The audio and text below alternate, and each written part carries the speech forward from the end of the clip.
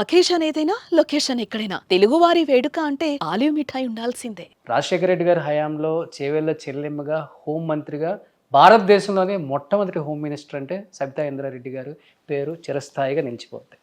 ఈరోజు ఇదే చేవేళ్ళ అక్క కాంగ్రెస్ పార్టీలో ఉండుంటే మళ్ళీ రేవంత్ రెడ్డి గారి హయాంలో కూడా హోమ్ మినిస్టర్ అయ్యి ఉండేవాళ్ళు. ఏదో గెలిచిన తర్వాత ఆమె మళ్ళీ ఆహ్వానించారు, రండి మంత్రి స్థానం ఇస్తాము, మీరుంటే బాగుంటుంది. కోర్ కాంగ్రెస్ అంటేనే సబితా ఇంద్రారెడ్డి. అలాంటి సబితా ఇంద్రారెడ్డి లేకపోతే ఆ బాధ అనేది ఆ పార్టీలో ఉన్నమాట వాస్తవం కాదా? మీరు ఒకటి చెప్పాలి రోషన్ మీకు అందరికి, ఎందుకంటే చాలా మంది ఇదే అనుకుంటారు, కాంగ్రెస్ పార్టీ సబితమ్మ ఫ్యామిలీకి చాలా చేసిందనే ఫీలింగ్ మీరు మాట్లాడుతూ ఉంటారు బయట. డెఫినెట్గా హోమ్ మినిస్టర్ అనేసరికి దేశంలో ఎక్కడ లేని విధంగా ఇచ్చారు కాబట్టి ఆ డిస్కషన్ అటు పోతూ ఉంటుంది. కానీ కాంగ్రెస్ పార్టీకి ఆ రోజు ఇంద్రారెడ్డి గారు చనిపోయినప్పుడు ఎంతమంది ఆ రోజు పార్టీలో జిల్లాల పార్టీ ఏం లేదు, మీరు ఎట్లా ఉంటారు, ఇంద్రారెడ్డి అంటే ఏదో నడిపించారు, మీరు నడిపించలేరు అనే లెవెల్ అన్నా కూడా నేను కాంగ్రెస్ పార్టీలోనే ఉన్నాను. 2004 to 2009 వరకు రాజశేఖర రెడ్డి గారు ఉన్నారు. అందుకే చెప్పిన ప్రతి అడుగులో ప్రతి దాంట్లో ప్రతి ఒక్క దాంట్లో రాజశేఖర రెడ్డి గారు ఉన్నారు నాతో. నేనే కాదు, 2004 to 2009 వరకు కాంగ్రెస్ పార్టీలో మహిళలకు ఉన్న గౌరవం అలాంటిది. ఎంతమంది మహిళల్ని రాజశేఖర రెడ్డి గారు ఎంకరేజ్ చేశారు. అవును, నేను ఒక్కదాన్నే కాదు, సునీతను, సురేఖను, డికే అరుణ గారు, గీతారెడ్డి గారు, గీతక్క, అరుణక్క, చాలామంది లేడీస్ని ఆ రోజు రాజశేఖర రెడ్డి గారు అంత ఎంకరేజ్ చేసేవాళ్ళు. జిల్లాని లీడ్ చేసే స్థాయిలో మమ్మల్ని తీసుకొచ్చారు రాజశేఖర రెడ్డి గారు.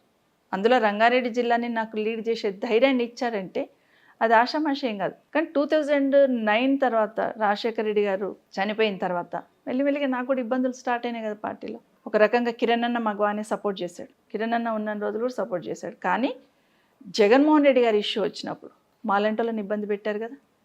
మాకు సంబంధం లేకపోయినా జగన్మోహన్ రెడ్డి గారి మీద కేసు పెట్టాలంటే డెఫినెట్గా మాలాంటోళ్ళని ఎవరినో కానీ బలి చేయాలని మా భుజం మీద తుపాకు పెట్టి కాల్చే ప్రయత్నం చేస్తున్నారు. ఆ రోజు ఇప్పుడు పార్టీ నాకు ఏం చేసింది, 2009 నుండి 2014 వరకు చూసుకుంటే 4 సిబిఐ కేసులు నా మీద. ఒక్కరోజు నేను పార్టీ గురించి అగ్నిస్ట్గా మాట్లాడలేదు. నా పార్టీ నాకు ఎట్లా అన్యాయం చేస్తుంది, చాలా 4 కేసులు పెట్టారు. జగన్మోహన్ రెడ్డి గారికి ఉన్న ప్రతి కేసులో మమ్మల్ని ఎవరినొకరు చూపించాలి. కొన్ని కేసులలో నన్ను, కొన్ని కేసులలో ధర్మన ప్రసాద్ని, కొన్ని కేసులలో మోపిదేవి వెంకటరమణని, ఇట్లా మమ్మల్ని పెట్టేశారు. అంటే ఎవరైతే రాజశేఖర రెడ్డి కుటుంబానికి ఆ రోజు దగ్గర ఉన్నారో వాళ్ళని కొట్టేశారు, ప్రయత్నం చేశారు. సో ఆ రోజు ఒక్క మాట మాట్లాడలేదా నేను? 10 సంవత్సరాలు మంత్రి పదవి కాదు, నేను 9 సంవత్సరాలే చేశాను కాంగ్రెస్ పార్టీలో. 1 సంవత్సరం ముందు రాజీనామా చేయమంటే చేశాం కదా. ఒక్క మాట మాట్లాడానా ఎందుకు రాజీనామా చేయాలని? మాట్లాడలేదు. కేసులైనా కూడా నేను మాట్లాడానా? మాట్లాడలేదు. ఎందుకంటే నా మీద నాకు నమ్మకం, నేను ఎక్కడ రూల్కి అగ్నిస్ట్గా చేయలేదు.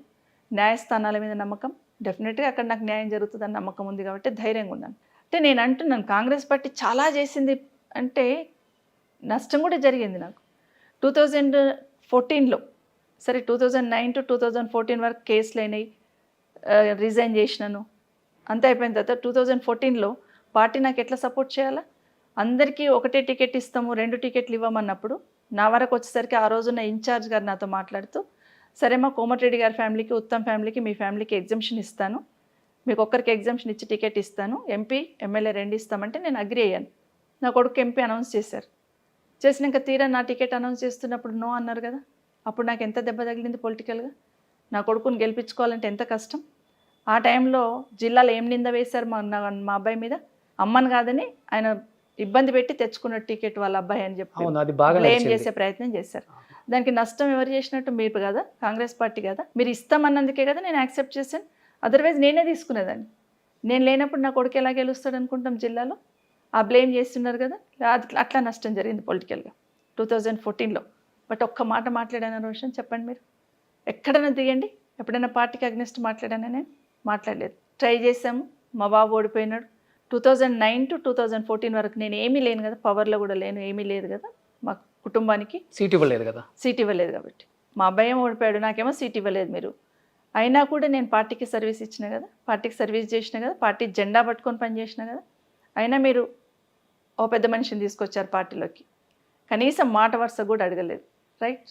ఎందుకంటే నా పార్లమెంట్కి సంబంధించి. అయినా కూడా నేను మిమ్మల్ని ఏమనలే కదా. డెఫినెట్గా రోజు రోజు జరుగుతున్న పరిస్థితులు చూసినప్పుడే కొంచెం బాధ అనిపించింది. 2018లో కూడా రాజేంద్ర నగర్ నుండి టికెట్ ఇవ్వండి మా బాబు కానీ 2014లో అష్యూరెన్స్ తీసుకున్న వాళ్ళతో నేను 14-15లో అష్యూరెన్స్ తీసుకున్న పార్టీ నుండి ఓకే అన్నారు. రాజేంద్ర నగర్లో పనిచేసుకుంటున్న సందర్భంలో లాస్ట్ మినిట్ వచ్చేసరికి మా బాబుకి టికెట్ కట్ చేశారు కదా. రీజన్ ఏంటి? రేవంత్ రెడ్డి గారిని పార్టీలోకి తీసుకొచ్చామని ఒకే ఒక రీజన్తో కార్తీక్ టికెట్ కట్ చేశారు. ఆయన ఒక్క మాట మాట్లాడలే కదా. నేను సుమన్ టీవీలో మీ పర్సనల్ అండ్ బిజినెస్ ప్రమోషన్స్ కోసం కింది నెంబర్కి కాంటాక్ట్ చేయండి.